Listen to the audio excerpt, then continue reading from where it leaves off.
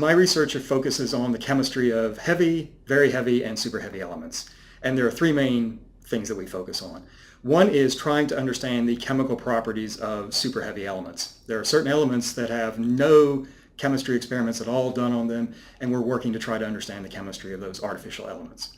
We also work on something called nuclear forensics, which is using the nuclear properties of samples to determine their history.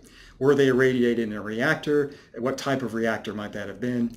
And the third project I work on is related to understanding what nuclear reaction would be most likely to lead to a new element in terms of creating an element that's never been seen before. So I think the ultimate goal of my research would be to, of course, do all of those things I just described.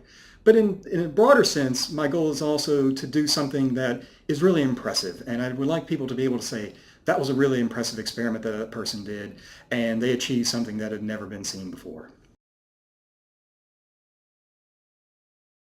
So in terms of what I try to instill in my students, I think one thing is the drive for excellence, is that no matter what you're doing, try to do your best all the time. The other thing that I try to instill in them is that as a chemistry professor, we spend a lot of time working on problems.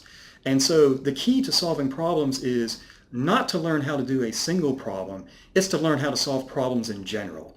And once you understand those strategies, then you can succeed in a variety of different problems. And that is the kind of thinking that we want students to come away with.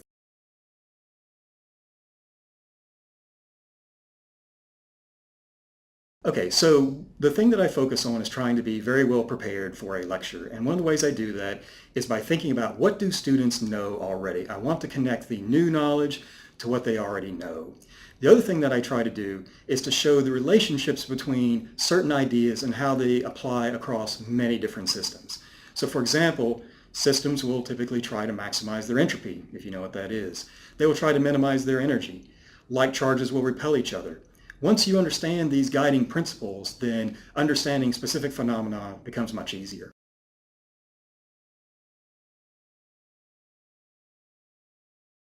Well, I want to reiterate the point that I made earlier about pursuing excellence, that you need to do your best all the time. That is critical no matter what you're doing, whether it's high school, whether it's college, whether it's your job afterward.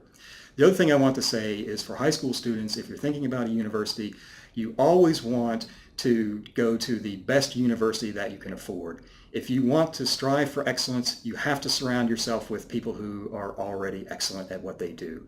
And so you should make an effort to pursue the best possible education you can, even if it seems very challenging. Well, I think there are two things that come to mind. So one is related to the students themselves, and that is the idea that the students here seem to be very committed to working together to improve their community, and I really respect that a lot. I think from a professional point of view, I also really appreciate the fact that A&M is trying to improve itself all the time. If you look around campus, you see many big construction projects going on where they are trying to build new facilities, bring in more people, get the best students that they can, and the university is continually on a path of trying to improve itself all the time.